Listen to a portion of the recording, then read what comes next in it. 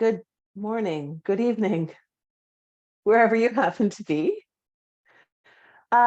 Today in our coaching discussion, we're going to talk about body positive, body inclusive, body neutral yoga. So we're going to talk about how we can make yoga more inclusive, more accessible, and challenge diet culture in both in yoga and perhaps beyond. And to begin, I wanted to talk about a few definitions. So what is body positivity? What is body neutrality? What is body inclusivity? And what is diet culture? So let me begin there. Body positivity is a social movement that's about loving our bodies, regardless of our shape or our size or the color of our skin or our gender expression or our ability. And this movement sort of began around the 60s as an idea to challenge beauty standards as a social construct that is arbitrary and inconsistent and quite deeply tied to capitalism. So we'll talk about this more in a minute, but quick side note for now, there's a lot of money to be made through perpetuating body negativity. So hating your body or your body parts or how your body functions. And so body positivity is a movement to counter that. Body neutrality, on the other hand, is about appreciating what our bodies can do and not what our bodies look like. So you can kind of think of body neutrality as a bit of a middle of the road approach between body positivity and body negativity. It's not about loving or hating your body, just having acceptance and respect for your body and prioritizing how we care for our bodies and how we live in our bodies rather than how they look. So I guess the big difference between body positivity and body neutrality is in the idea of value. So body positivity says you're beautiful no matter what you look like. Body neutrality says it doesn't matter whether you think your body's beautiful or not, your value is not tied to what you look like. So one of the things we're going to talk about today is how we practice body neutrality. And that might be practiced by things like letting go of diet talk, which can fuel disordered thinking about what we eat and how we move and what our bodies look like and what our value is. So that's a big part of what we're going to talk about today. And then finally, body inclusivity. So this is a movement that promotes acceptance of all bodies, regardless of size or shape or skin tone or gender or ability. And this has been a particularly important movement that you might have seen a lot lately in the fashion industry. For instance, as more brands have made size inclusivity part of their business practice. And in yoga, this might show up as offering options for all bodies, providing pose versions and props and languaging for all people who come to your class. So those are a few quick definitions to start. I wonder if anyone has any questions so far or thoughts or anything to add. I've given you some definitions. I also want to take a minute to talk about the criticisms of the body positivity movement, because body positivity can sometimes be seen as like toxic positivity. It's like it imposes a mindset on people without recognizing the reality that we all have been conditioned to a certain extent to see our bodies as a reflection of our values and our inner life and our morals and our spirituality. And this is part of yoga culture as well as part of wider society. Because this is the society that we exist in, not recognizing that can actually be harmful. For many of us, unconditionally loving our bodies, regardless of how they look, is a hard ask. And so that's one of the criticisms of the body positivity movement, and the body neutrality movement is kind of a reflection of that. The other criticism of the body positivity movement is that it has in the past not been inclusive of people with disability, people in the LGBTQ community, et cetera. So if you go on to do some explorations in this area, you might see some of those conversations coming up, and they're important conversations. Okay. Let's talk about what is diet culture. Is diet culture something you've heard about before? Well, let me tell you about it. Diet culture is an inconsistent lens through which our bodies and our health and our well-being and our existence is viewed in society. And I say inconsistent because if you look at the ideal body through history, there are huge swings of the pendulum, from curvier to thinner, from waif-like to more athletic and muscular, swinging back and forth over and over again. And diet culture equates health with weight or shape or size, and it relies on the idea that health is simply an act of personal responsibility rather than something that relies on a combination of a variety of factors. And that includes personal factors like our genetics and our race, and then more communal factors like access to food and education and movement and public health, right? And diet culture tells us that a larger body is inherently unhealthy and a thinner body is inherently healthy and superior, which we know isn't true, but it's a belief that's been around for so long and is so hard to shift, particularly in this time of social media, that it requires being regularly challenged, right? If you're as old as I am, you've been through many swings of this pendulum, from the aerobics queens and the big shoulder padded power suits of the 80s to the 90s, where there was literally a thing called heroin chic, if you didn't know that, the waif ideal, to the early 2000s when J-Lo and Beyonce, we were suddenly allowed to have bigger behinds. And it's important to know that capitalism benefited from all of those swings, and in many cases created those ideals to sell us push-up bras and low-rise jeans and diet pills and plastic surgery, right? And so that's diet culture, and we're going to talk about how that might impact us in the yoga world and what we can do to challenge those narratives. Before we move on to that, I just want to point out that while we often talk about these subjects in context of their impact on women and girls, diet culture affects all people. And so this is something that's going to impact all the students that come into your class. I'd like to read you something from the American Council on Exercise on diet culture. This is something that the fitness industry has been trying to tackle as of late. And I thought that they had some good descriptions that I wanted to share with you. So this is from the American Council on Exercise. And this is how it outlines what is diet culture. Diet culture conflates body size and health, pathologizing some body sizes and shapes. Diet culture encourages following external rules about what we eat, when we eat, how much to eat.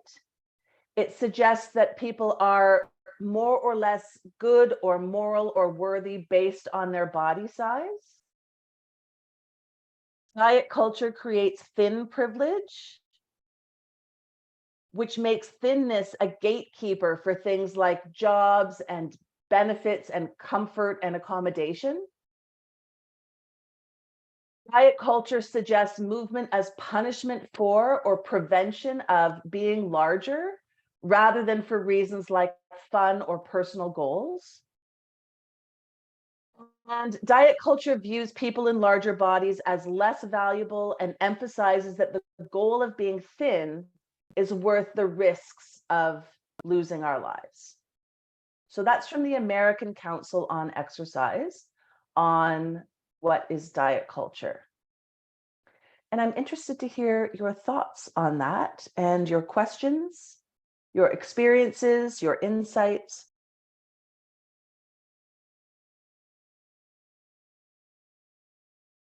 This is the thing. It is ridiculous. Like once you start, especially if you've been on the planet for a bit of time, and you start to look back at the ideals that have been imposed on us and how quickly they can change, you realize it is so arbitrary. These ideals that are being presented to us as we have to fit into this mold. And it's so harmful. It's so harmful to people who are in different bodies.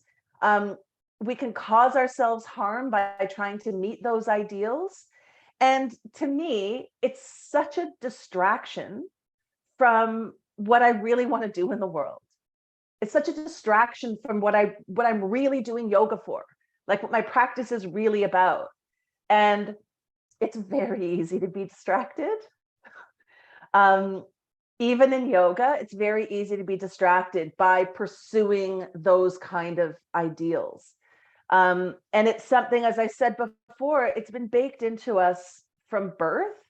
So it can take a lot of time to start to challenge those ideas and to challenge diet culture. So it's something that we can keep doing together, right? Other thoughts, other ideas? I just wanted to jump in here to share a reflection of a student in this chat who spoke about how in the fitness industry, you are often judged for how you look, not what you can do or how you feel in movement. And in some sports too, often it seems that your body is judged on how little you weigh and what you look like rather than what you're capable of in performance, to the point of being denied food or even entry to competition based on the number on a scale. So in the fitness industry, in sport, and even in yoga, it seems like we are still yet to embrace the ability of the body in all its shapes and expressions. And that's a problem that we'd like to address.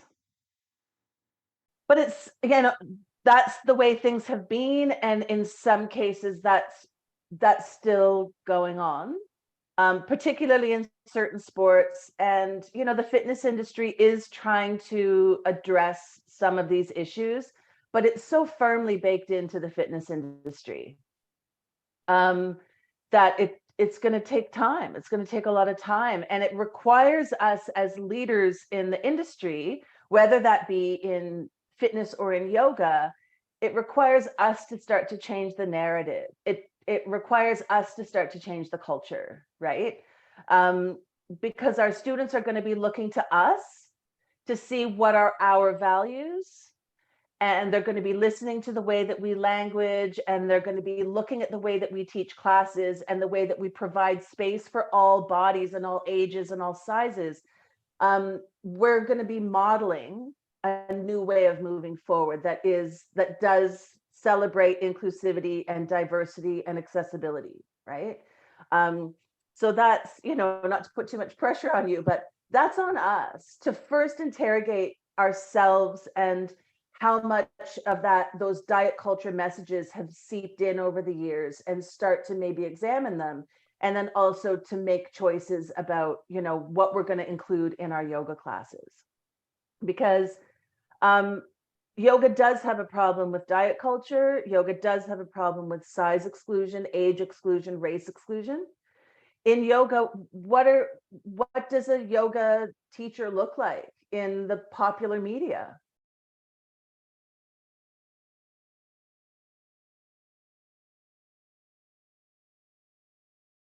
A thin person, generally a white person, generally a conventionally attractive woman, from 25 to 35.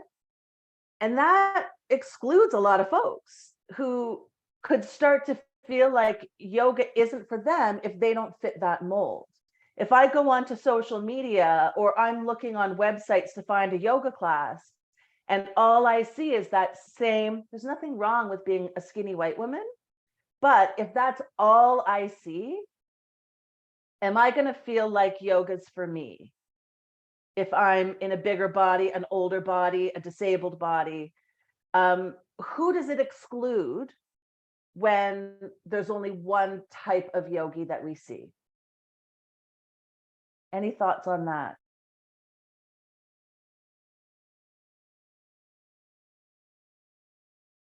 Regular people, aging people, disabled people, people of all sizes and shapes and colors. Yeah. And so that representation matters. I really like this. I wrote it down. You can't be what you can't see, which has been a really strong message right now with the Women's World Cup as well. And that's on us. And that's one of the things we're going to talk about today. That's on us to take positive steps to create more inclusion and that representation matters. So to represent what all yogis look like. A long while ago, there was a movement. Oh, I'm not going to remember what it was, but this is my yoga body, I think it was, where, and this might have come from the Yoga and Body Image Coalition, actually, where people were using that hashtag, this is my yoga body, in response to those, beach body, yoga body campaigns, that you have to look a certain way to go to the beach. You have to look a certain way to be a yogi, right? And so those are things that we can get involved in and invest ourselves in to widen the view of what yogis look like, right? So who's being excluded right now by the common images that we see in the media are bigger bodies, older yogis, people of different gender expression, people with different abilities. Men and boys are often excluded, Black, Indigenous, people of color. And what I find not funny is that our popular yoga images even exclude native yoga practitioners from India or people of Indian heritage. I don't see that very much in the yoga media that's presented to me. So yoga has a problem with excluding people. Yoga has a problem with diet culture, and that's something that we want to address.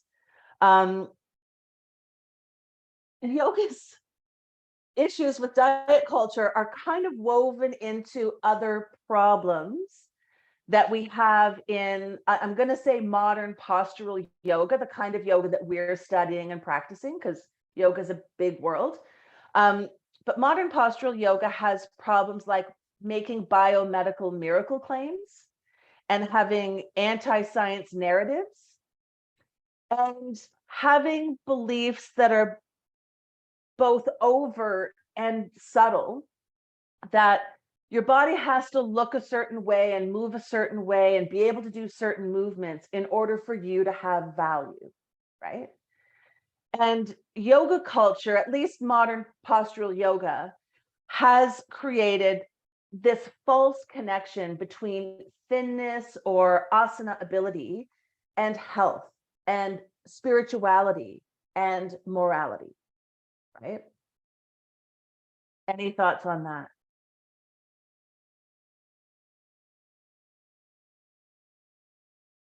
I'll say it started a long time before social media. If you look at the back catalog of yoga journal covers, it is the same person over and over again. And again, there's nothing wrong with being a skinny white woman, but if that's all we see, that's what starts to be a problem. Even years ago, they did a body positivity edition. What do you call that?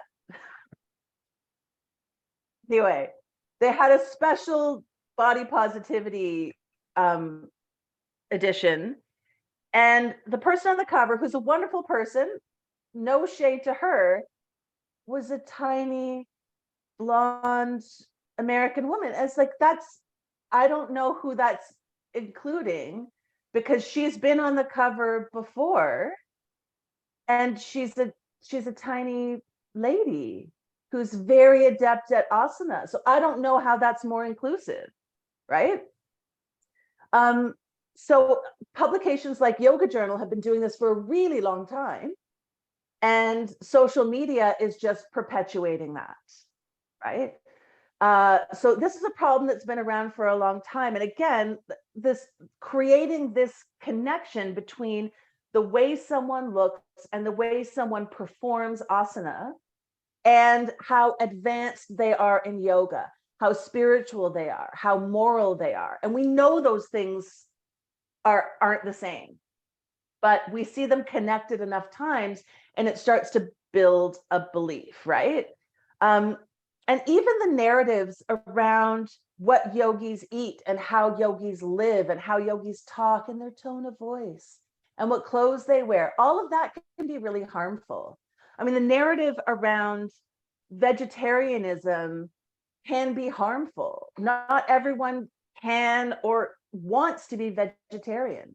And vegetarianism isn't inherently more yogic, right? And so we get this message from the yoga world that if you do these movements and eat these foods and live this lifestyle, you too can look like a yoga journal cover model. And that's not the case. We know that, right? If we apply our minds to it, we know there's a lot of factors. There's genetics and our history of movement, and there's airbrushing, right? And as well, when we perpetuate these narratives, we can end up inadvertently imposing goals onto our students that they might not have come to yoga with, right? Some people are there just to be in their bodies and to move joyfully. And here they're being hit with more messages that their bodies aren't acceptable, and that to feel joy in their bodies, first they have to change them, right? And I, for one, don't want my yoga classes to be yet another place for people to feel unacceptable, for people to feel like they have to do or be or behave in a particular way in order to find space and to find community. For me, that's a problem, right?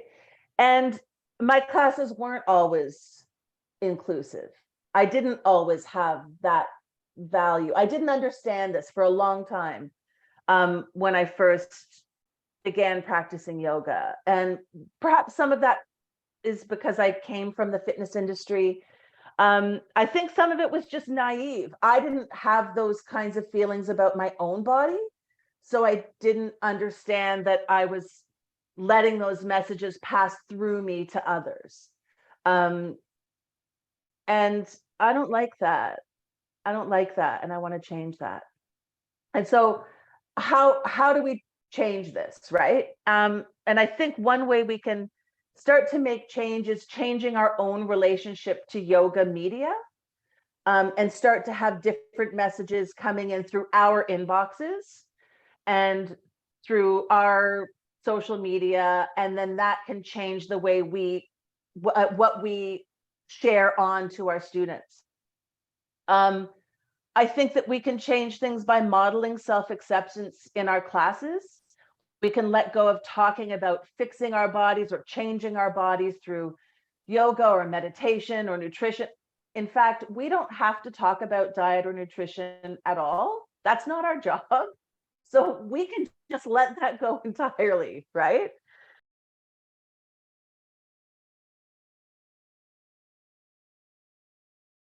So yeah, being able to share those kinds of messages and making that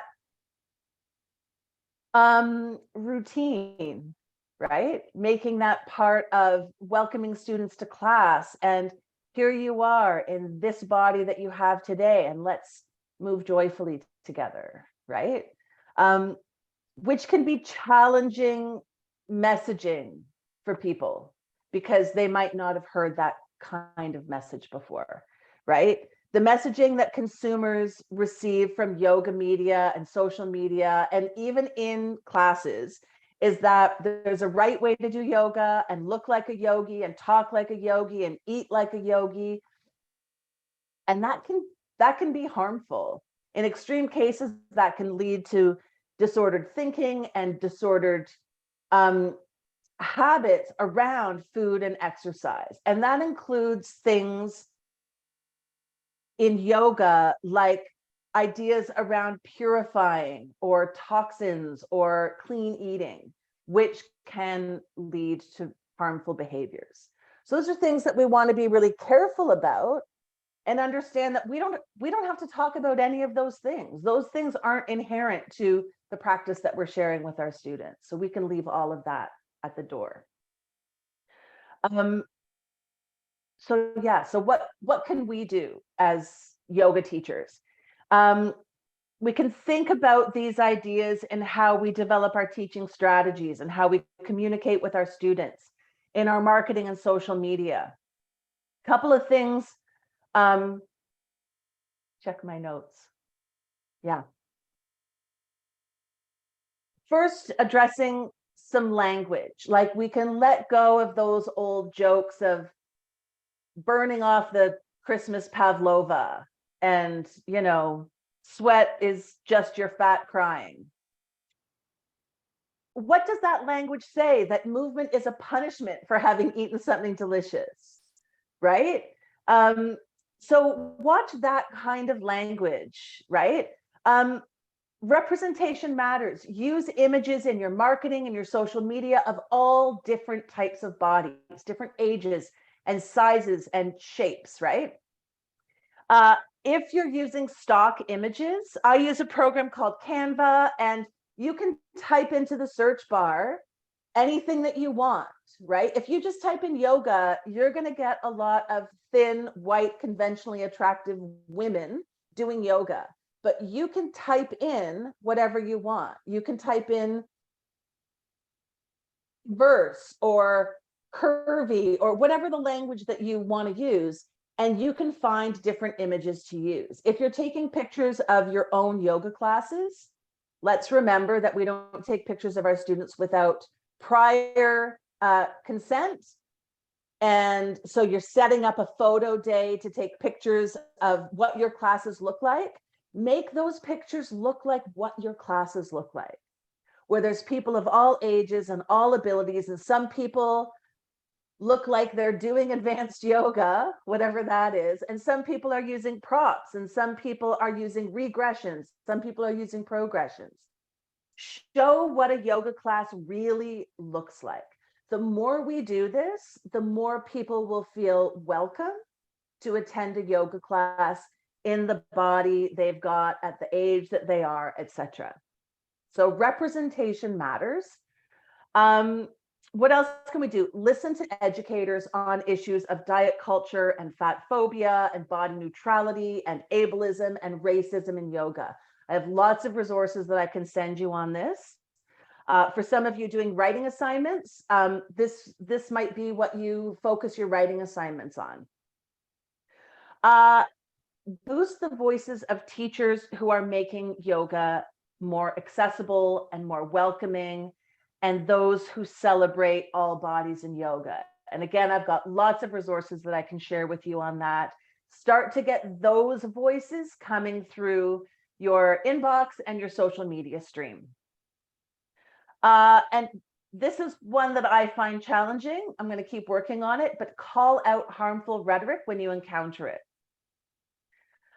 Kindly when it's your students, and maybe privately. But when you see representatives of the yoga industry perpetuating fat phobia and diet culture, we can call it out. That can be our role. We can do that kindly and with compassion, but we want to challenge those narratives when we can, right? And what should we talk about? Maybe we could talk about the joy of moving mindfully and being with your body and finding your own intention for practice, not letting that be imposed on you, and celebrating how good it feels to move and to breathe and to rest in ease, rather than talking excessively about goals or changing your body or valuing a different kind of body or a different kind of ability, right? So these are things that we might want to start bringing into our discussions with students and into our languaging. Any thoughts on that?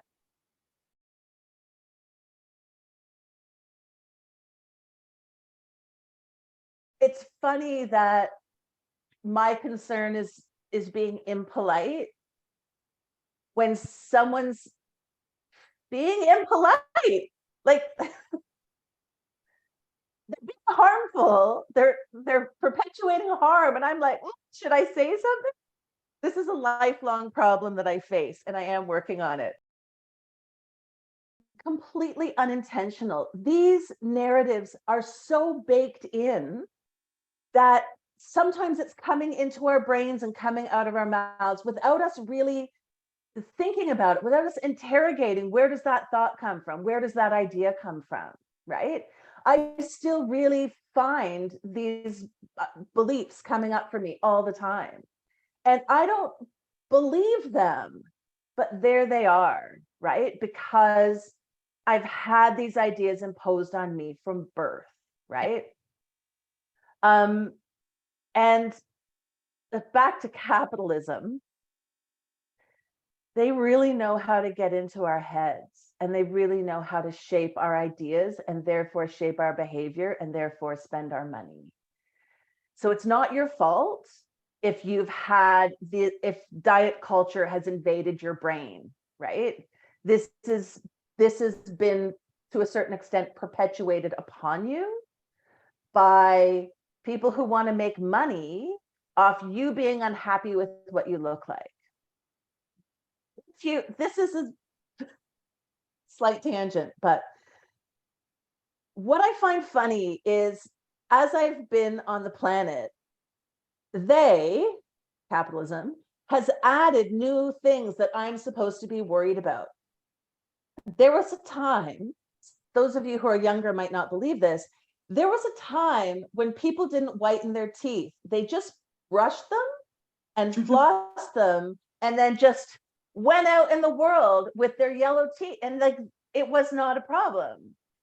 And then all of a sudden, for those of you who are nearer my age, you might have noticed this as well. All of a sudden, your teeth really needed to be white for you to be an acceptable person. And now when you look at TV, especially if you watch the difference between like American TV and British TV, American teeth all look identical, like they've all put in perfect dentures or something. And when you watch British TV, there's all kinds of interesting teeth, which I kind of like, right? It's more human to me than robot, perfectly white teeth. And I don't know when this happened. It kind of slowly crept in, and then all of a sudden, your teeth had to be white, and that was it. And once they got us all buying teeth whitening products, what did they turn to next? Was that eyebrows? It might be eyebrows. All of a sudden, your eyebrows were like unacceptable, and you had to spend a fortune on your eyebrows. And now you have to have like the big eyelashes. They're always adding new things. Mascara used to be enough for your eyelashes. Now, no, it's not. You have to spend $90 every 2 weeks on getting eye verandas put on. And like, they're going to add something else soon. You watch. Come back to me when they do. They're always adding a new thing about your body that's not acceptable, that you have to spend money on. Thoughts on this?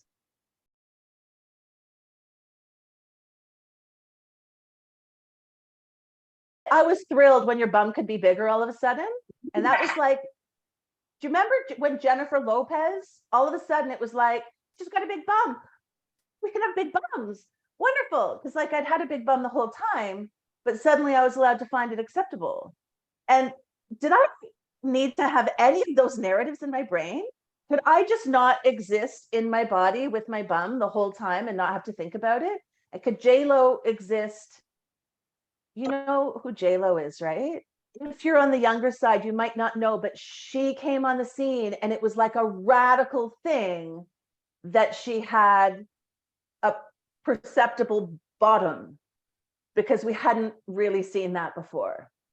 It was so radical. Like, look at someone like Lizzo. For us, it's so radical that there's a woman just existing in a bigger body on stage in like sequins leotard. Why should that be so radical? Like, I don't understand.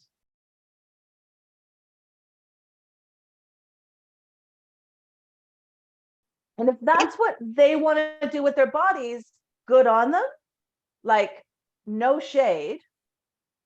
They didn't have to represent fat acceptance. That's not their job. I don't need to force them into that role. But it was nice. It was nice to have beautiful, talented women on stage in bodies that didn't look like the stereotypical body that we're used to looking at, right?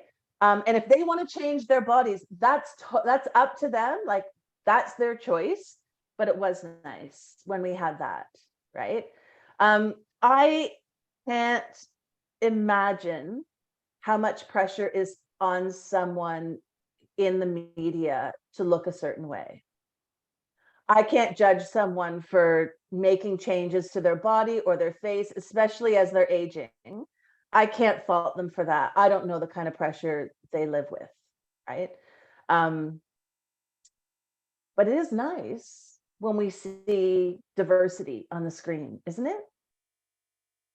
So that's something that we can contribute to, right? That's something we can contribute to in our teaching and in the way that we market yoga, in the way that we use social media and the language we use. You could take, 6 months of your social media posts and orient them around body acceptance or inclusivity, or yoga is for everybody, or accessibility, right? And make sure that people are seeing those messages over and over and over again, because I don't want yoga to continue to be this place that excludes people, right? We want to open the doors to yoga for everyone to benefit. If I believe in the benefits of yoga, and I do, I want everyone to be able to benefit should they want to, right? And so how can I do that in my teaching strategies? So I want to talk a little bit about practicalities. So in our teaching strategies, in order to make our classes more accessible and more inclusive, we want to be sure we're providing pose versions and props and options that will suit all bodies. And if you don't know how to do that, learn from some experts, especially if you're in a more able body, or a smaller body, or a younger body. It might be hard to imagine. I know when I first started in the industry, I was 22 years old. I had no idea what old joints felt like. I know now, and wow, I did not make space for older people in my teaching in those days. They had to find that space for themselves, because I didn't know. I hadn't had that experience. I didn't understand. If you don't understand, learn from the experts. And I've got lots of people I can refer you to if you're looking to learn from some experts. But figuring out how to make space for all types of bodies. So a couple of real world examples. If you need more space in child's pose, if you're in a bigger body, child's pose can be really uncomfortable. Boobs and bellies get in the way and can feel like you can't breathe. If you're in a body with injuries, maybe your knees get really uncomfortable in child's pose.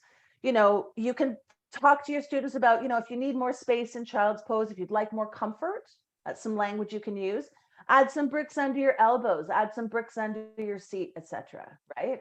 So you can talk about giving more space, giving more ease, or giving more comfort.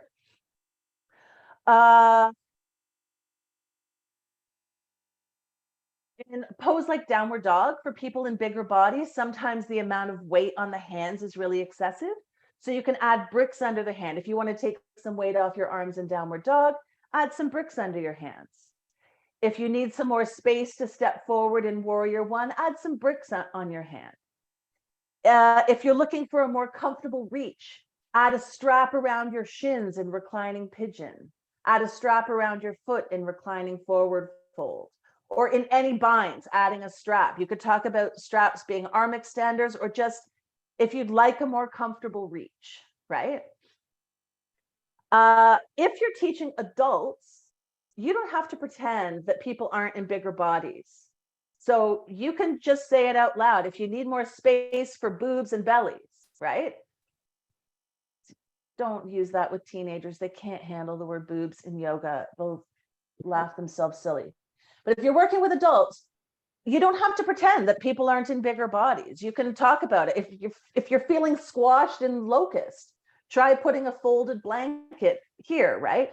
And that's good for boobs, bellies, and penises, right? Because in locust, that can get uncomfortable. So you can show people a couple blanket placements so they're not feeling uncomfortable and squashed, right?